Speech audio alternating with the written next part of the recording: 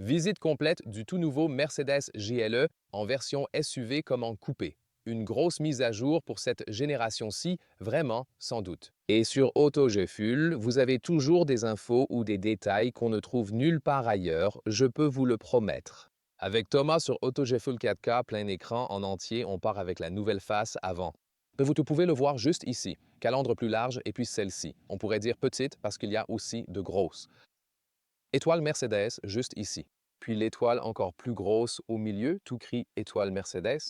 Ça s'éclaire aussi là où c'est autorisé selon les marchés. Mais ce qui est toujours autorisé, c'est ça, le contour de la calandre qui marche même sur les marchés de l'UE. Donc ouais, on peut peut-être le voir un peu ici au soleil, prenons-le comme ça. Alors on voit d'un coup d'œil, ah je me suis dit, attends, c'est quoi ça? On dirait une sorte d'espace, mais ce n'en est pas un. Genre, le capot est bien fermé. On dirait que non à cause de ce contour noir tout autour. Et là, tu as un contraste bien plus marqué, mais Mercedes dit que c'est même fonctionnel pour améliorer le refroidissement du moteur encore plus, même si tu as ça ici aussi. Ici, c'est aussi la ligne AMG. On la voit aussi sur cette partie basse ici, avec ses accentuations par exemple. Le nouveau pare-choc inférieur est mis à jour. La couleur, c'est Côte d'Azur Blue. Perso, je préférerais l'argent, mais eux disent bleu. Peut-être quelques nuances. Là d'ailleurs, tu peux déjà voir, ces feux ont maintenant cette signature en étoile. Et c'est aussi là que les phares apparaissent, par exemple. Tu peux en option prendre les Matrix LED, le Digital Light, et c'est toujours dans ce schéma horizontal dans le GLS, le grand frère. Là, ce sera, tu sais, plutôt placé verticalement au-dessus. Et puis ici, la longueur est, comme d'hab pour le GLE, 4 mètres, 92, 194 pouces. Nouveau design pour les jantes. Jusqu'à 22 pouces. Là-dedans, il s'agit de 21 pouces. Sinon, on peut commencer sur du 20. Et pour la version d'entrée de gamme, très très basique, disponible par exemple en Amérique du Nord, on peut aussi opter pour des jantes de 19 pouces. Ensuite, on a les passages de roues de la même couleur que la voiture. Donc ouais, j'aime bien la couleur en fait, même si perso je l'appellerais argent. La plus grosse nouveauté à l'arrière, donc, c'est qu'il adopte le look GLC UQ avec ce large panneau noir qui relie les nouveaux feux arrière. Et ces feux arrière ont aussi un motif en étoile assez prononcé. On le voit peut-être un peu mieux de ce côté car il est légèrement dans l'ombre. Donc, encore une fois, tu sais, ils essaient de mettre une étoile partout où c'est possible. Franchement, je dois dire, je ne suis pas vraiment fan, je te l'ai dit pour la GLC EQ, de ce grand panneau noir. Ça peut facilement se rayer, ça prend les traces de doigts et je trouve que ça fait un peu mal placé, vraiment. Qu'est-ce que t'en penses? Le pare-choc inférieur, donc avec ces fausses sorties d'échappement façon auto-je-fuel, parce que ce sont clairement de faux embouts. Ouais, ceux-là n'ont pas été changés avec le restylage ici. Très intéressant, non? C'est toujours en transmission intégrale, au fait, et on va bientôt jeter un coup d'œil au moteur. Ici, pour la suspension, l'important, c'est qu'on a la suspension de base et ensuite, en option, la suspension pneumatique hermatique. Et elle reçoit maintenant une mise à jour. Elle peut aussi collecter des données dans le cloud. Donc, quand une autre Mercedes a roulé sur une route et qu'il y a par exemple un nid de poule, tu récupères ces infos et la suspension pneumatique suivante peut s'y préparer. Très intéressant, non? Maintenant, jetons un coup d'œil sous le capot parce que ils ont, disons, un peu réduit les options de motorisation, mais il y en a quand même encore pas mal. Et le message le plus important, c'est que sur le marché nord-américain, vous n'avez qu'un 4 cylindres 2,0 litres de base. C'est l'entrée de gamme. Elle conserve quand même la transmission intégrale. Le reste, c'est au minimum un 6 cylindres 3,0 L. Celle-ci, c'est là, 450E. Donc, c'est le pur 3,0 L 6 cylindres. C'est le seul choix. Vous avez également nos encarts contenant les bonnes valeurs de puissance. Il y a aussi l'hybride rechargeable. L'hybride rechargeable est là. Avant, il y avait des hybrides rechargeables diesel et essence. Et aussi, l'hybride rechargeable essence était basé sur le 2,0 L 4 cylindres. Maintenant, c'est toujours le 3,6 L pour les modèles hybrides rechargeables essence partout dans le monde. Et puis, vous avez aussi deux modèles différents de ceux-là, et il y a toujours le V8 4,0 L. Il est toujours disponible aussi pour le GLE, et vous avez aussi les versions AMG qui sont soit disponibles en 53 sans hybride rechargeable, soit en 53 avec hybride rechargeable.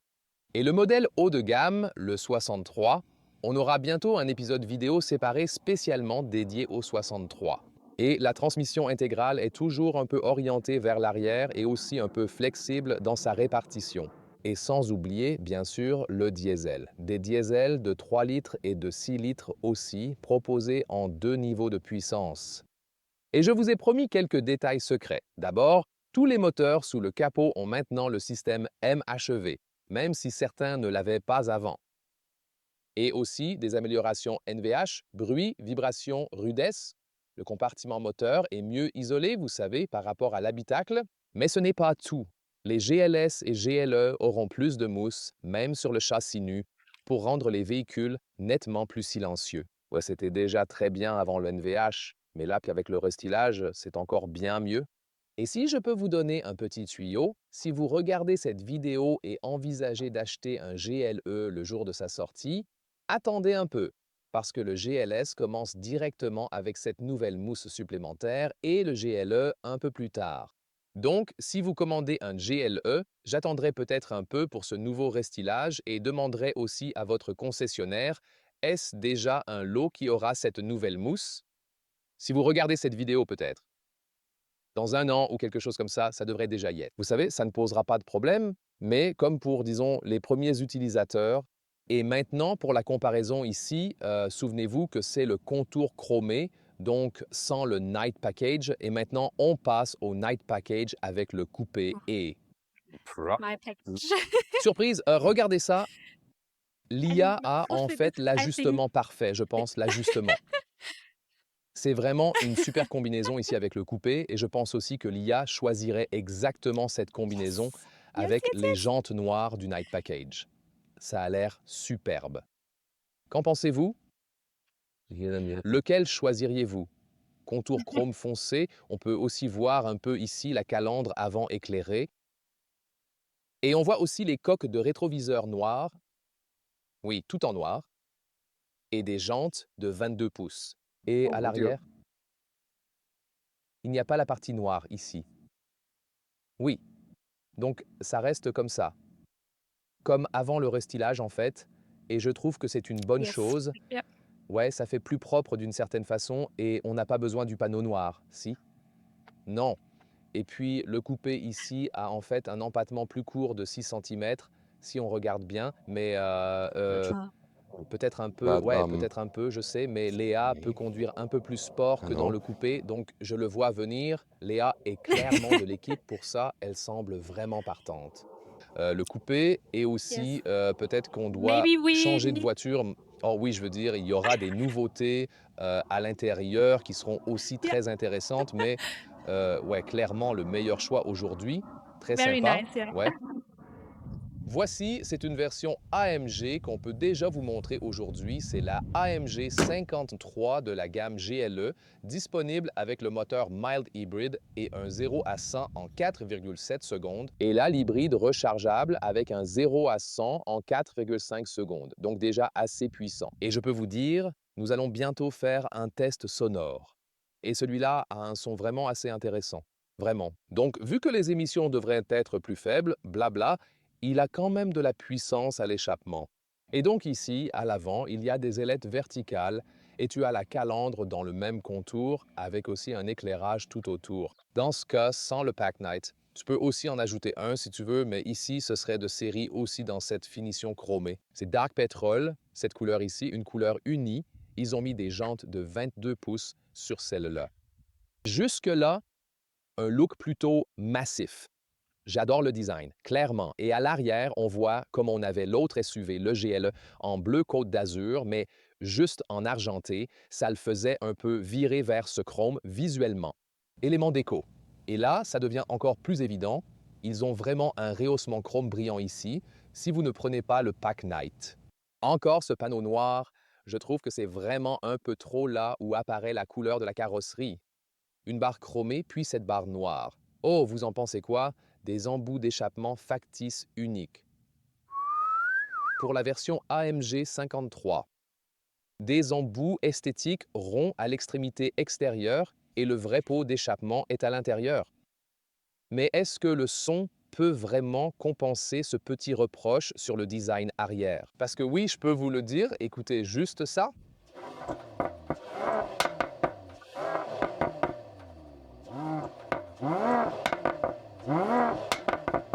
Et ça vaut pour tous les JL hybrides rechargeables ici. Charge AC 11 kW et vous pouvez aussi avoir la charge DC 60 kW. C'est plutôt utile pour un hybride rechargeable. Batterie 25 kWh net. Donc tu peux en gros faire quelques 80 km, 40-50 miles avec celui-là juste en électrique, en pur électrique. La vitesse max en mode purement électrique, c'est 140 km à l'heure, mais tu peux aussi genre passer en mode hybride. Tu peux utiliser les deux options, tout dépend du mode de conduite. Maintenant, on teste la qualité. J'adore ces marchepieds parce qu'on peut toujours en faire des trucs complètement ridicules avec, tu sais. Genre, transforme-le en lowrider, mec, mais il faut te dire que tu n'as pas besoin de le faire manuellement.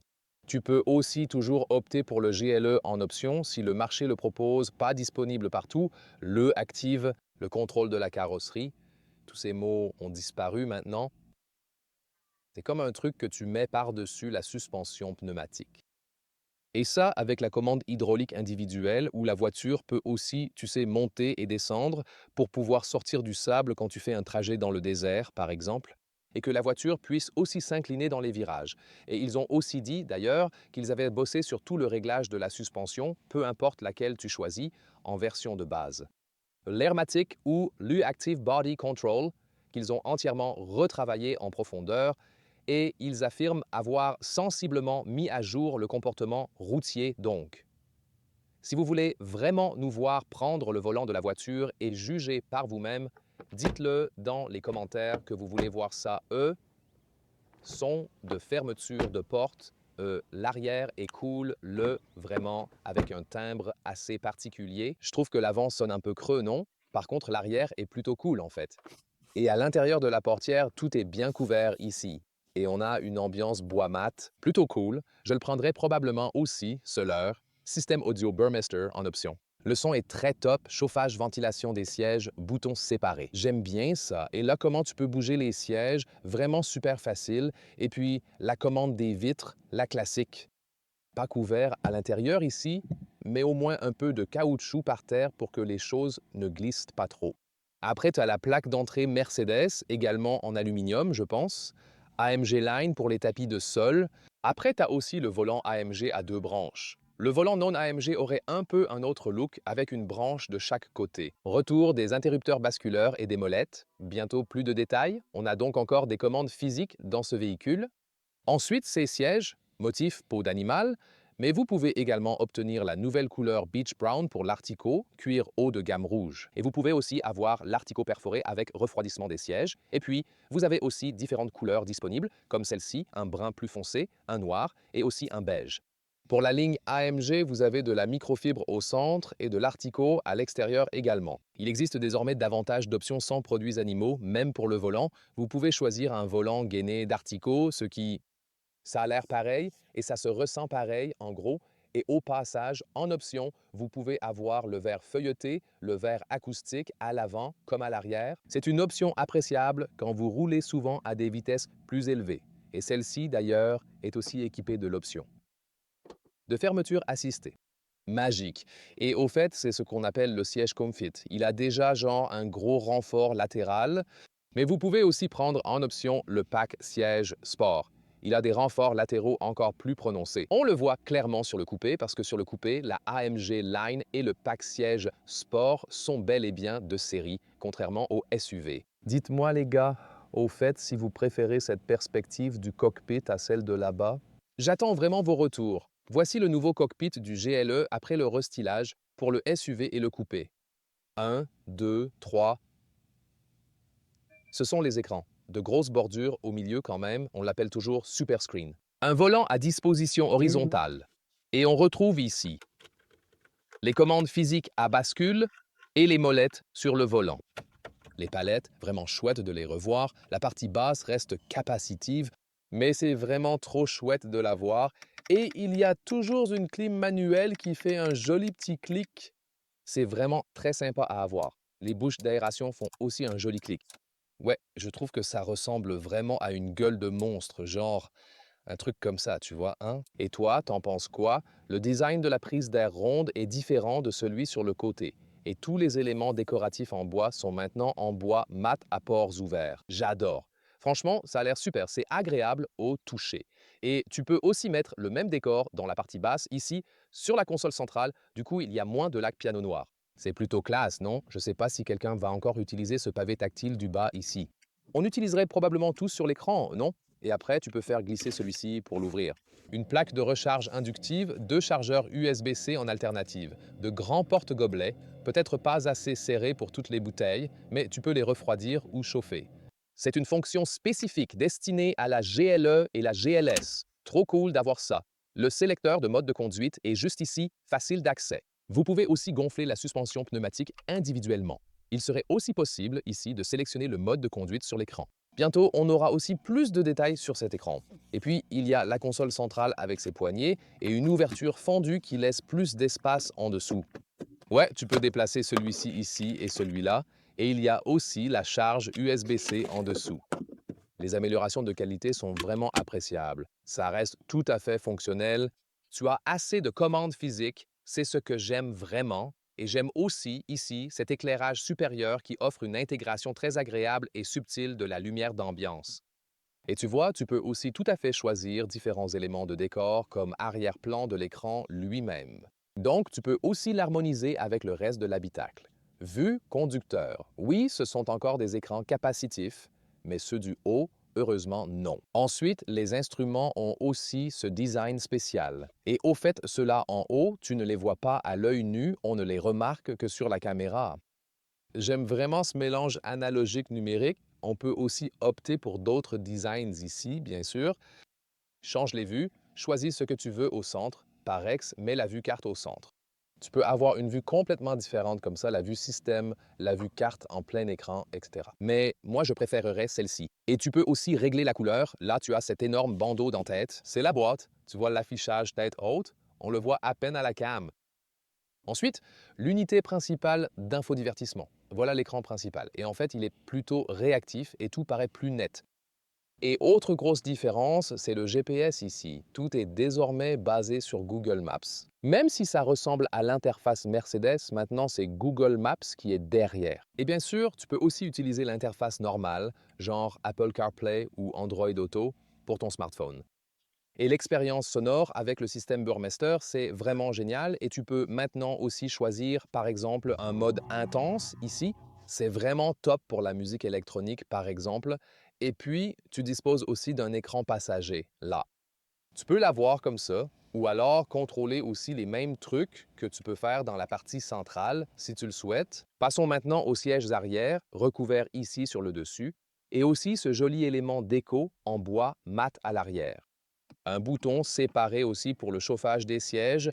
Et ici, on a des sièges électriques qu'on peut avancer ou reculer et aussi régler l'inclinaison ici, par exemple. Et ouais, t'es pas obligé de prendre celui-là. Ce serait une option séparée. Bon, ce GLE pourrait, je pense, gonfler la suspension pneumatique, un truc comme ça. Ouais, intéressant. Je sais pas si tu as entendu ce bruit-là. Et puis, l'isofix, il est à l'extérieur de chaque côté. Ça aussi, genre, c'est super bien recouvert ici, vraiment ça. Connexion isofix. Ensuite, l'encastrement avec les porte-gobelets adaptatifs est aussi bien conçu et on a des chargeurs USB-C au centre et une commande de climatisation séparée ici pour les places arrière. Je dois mettre le contact pour que ça marche, mais on peut régler droite et gauche séparément. Et ici, on voit que quand le siège est complètement reculé, il reste assez d'espace pour les jambes. Mercedes dit que l'espace aux jambes équivaut à celui d'une S-Classe courte. Plutôt intéressant, non? Et ici, vous avez aussi assez d'espace pour la tête. Aucun problème. J'adore ces coussins en microfibre. Ils sont vraiment très confortables. Et comme je l'ai dit, si vous prenez celui-ci, vous pouvez même régler électriquement l'appui-tête ici et le monter un peu par exemple. Donc ouais, le seul truc c'est que... Ah oui, bonne remarque de Lia. Et elle peut même le commander depuis ce côté. Ici, les stores électriques. C'est aussi un chouette petit luxe. Et c'est pour les deux en fait, n'est-ce pas vraiment? Ouais. Ou ça, c'est pour A pour celui-là, ouais. Du coup, tu peux aussi contrôler ce store du haut depuis l'arrière. C'est une belle option de luxe, j'aime bien. Ouais, ça rend la vie plus exclusive. Et vous pouvez voir ce grand toit panoramique, qui est de série d'ailleurs. Et juste pour dire, on peut vraiment aussi ouvrir celui-là. Oui, à propos de ces curseurs, voilà. Oh, c'est tout. Vous pouvez aussi laisser entrer un peu d'air frais si vous le souhaitez, tranquillement, sans problème. Maintenant, on va regarder le coffre qui se trouve à... Il y a encore ce panneau noir. 630 litres. On peut monter jusqu'à 825 avec les sièges électriques. Je vais bientôt vous le montrer. Voici ce cache. Il n'a pas de rail sur le côté et celui-ci se place aussi à la verticale. La largeur est en fait relativement bonne, c'est déjà 1,10 mm, soit 43 pouces, donc c'est plutôt correct au niveau de la largeur. Ensuite, la longueur normale ici fait aussi environ 1 mètre, soit 40 pouces. Et la hauteur ici pour le SUV, 85 mètres, 32 pouces. C'est précisément là que le coupé perd un peu de terrain, surtout ici. Différence, le siège arrière électrique poussé jusqu'au max. Et là, il serait tout en avant. En plus, j'ai un peu redressé l'inclinaison, tu sais, plus droit. Tu peux les laisser un peu plus longs aussi sur la partie haute. C'est vraiment top. Rien dessous. Modèle hybride rechargeable. Sur un hybride non rechargeable, tu peux le relever pour gagner de la place. Et avec les sièges électriques ici, je peux pousser celui-ci ici et aussi l'autre. Tiens, ici, il recule d'abord un peu. C'est un mécanisme malin, mais ensuite, il a encore besoin d'un coup de main. Encore une poussée. Voilà, c'est vraiment confortable de tout faire électriquement. Et ensuite, il se replie vraiment à plat. Belle transition quand on le tourne vers l'arrière. Et oui, c'est presque une règle complète. Donc, on est à 194 mètres ou 76 pouces.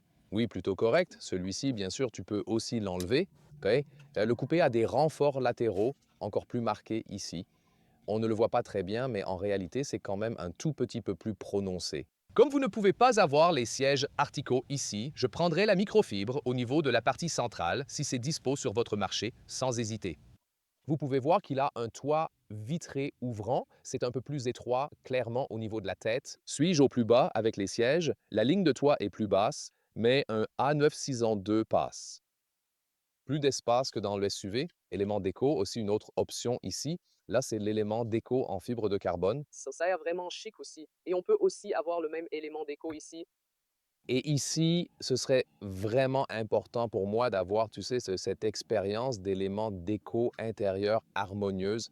Ouais, c'est pour les fans de bagnole, non? Et sympa aussi comment l'éclairage d'ambiance est intégré ici dans cette poignée. Qu'en penses-tu? Les sièges arrière sont différents sur le coupé. Ils disposent d'un empattement plus court, ce qui se traduit par un espace pour les jambes réduit à l'arrière. Clairement moins d'espace aux jambes à l'arrière, ils gardent quand même de la place pour la tête. Je peux encore Sylvite avec un A962, mais la banquette arrière s'incline. Pour moi, ce n'est pas très confortable. Du coup, le SUV offre clairement un meilleur confort à l'arrière. Et pour le coffre de la coupée, on sent bien la différence. Ici, c'est beaucoup plus plat dans cette zone. Il possède une housse différente. On peut le replier comme ça. La hauteur totale est un peu plus faible ici en haut. Mais ici, c'est un peu plus bas, ici et là. C'est la principale différence juste là. La largeur est la même, la longueur est la même, donc tu gardes cette longueur de base. Mais c'est là que tu es le plus limité dans cette zone. Alors, tu choisirais quoi aujourd'hui? Tu serais Team Lear, Dark, Black, tout ce qui vient des S8 Transitions et plutôt le coupé? Ou plutôt Team Thomas avec le style SUV plus classique, du chrome, tout ça? Dis-le dans les commentaires. Les deux sont disponibles. Le prix, pour l'instant, tourne autour de 85 000 euros. Et bien sûr, ce ne sera pas moins cher, ce sera plutôt un peu plus cher. Donc surtout, si vous voyez l'autocollant en plus sur le GLC, on se demande bien sûr, qu'est-ce qu'il apporte de plus, à vrai dire, quand même? Des unités climatiques physiques. C'est par exemple un truc. La suspension est aussi dispo dans le GLC. Celle-ci, bien sûr, apporte un petit quelque chose. Tu sais, elle est un peu plus grande, un peu plus luxueuse et tout ça. Mais bien sûr, tu peux toujours soutenir qu'on pourrait aussi prendre un GLC un peu moins cher parce que les prix ici sont clairement élevés pour toutes. Côté style, je suis plutôt content de l'avant. Par contre, à l'arrière, ce SUV avec cette grande plaque noire, j'accroche pas trop. Il y a aussi de bonnes modifs à l'intérieur. Oui, tu as d'un côté une overdose d'écran, mais tu as encore des cadrans physiques et maintenant même le retour sur le volant, par exemple. Et j'aime aussi qu'il propose plus d'options sans produits d'origine animale, même pour le revêtement du volant maintenant. Et la gamme moteur est, comme je le dis, un peu plus claire maintenant. Et je pense que pour une voiture de cette taille, c'est mieux de se concentrer sur ces 6 cylindres. Qu'en pensez-vous? Regardez la concurrence, comme le X5, ou si vous préférez quelque chose d'un peu plus petit, le GLC.